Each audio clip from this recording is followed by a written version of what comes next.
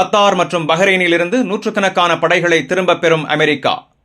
மத்திய கிழக்கில் அதிகரித்து வரும் பதற்றத்தின் பின்னணியில் கத்தார் மற்றும் பஹ்ரைனிலிருந்து நூற்றுக்கணக்கான ராணுவ வீரர்களை திரும்பப் பெற அமெரிக்கா முடிவு செய்துள்ளது.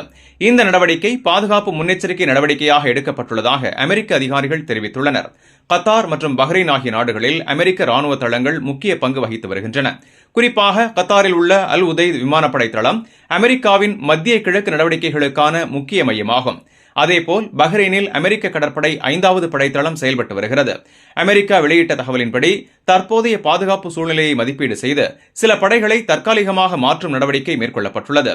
இது முழுமையான படை வெளியேற்றம் அல்ல என்றும் பிராந்திய பாதுகாப்பில் அமெரிக்காவின் உறுதி தொடரும் என்றும் விளக்கம் அளிக்கப்பட்டுள்ளது.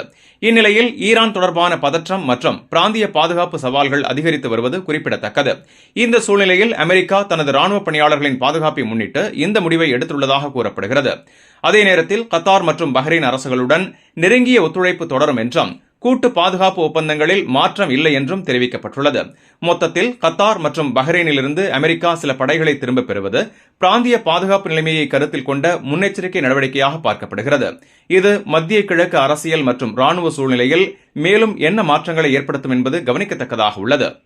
இந்த செய்தி உங்களுக்கு பயனுள்ளதா இருந்தா வீடியோவை லைக் பண்ணுங்க, உங்க கருத்தை கமெண்ட்ல பதிவு பண்ணுங்க. மேலும் வளைகுடா மற்றும் உலக செய்திகளை உடனுக்குடன் பெற கல்ஃப் 360 நியூஸின் தமிழ் சேனலை சப்ஸ்கிரைப் பண்ண மறந்துடாதீங்க.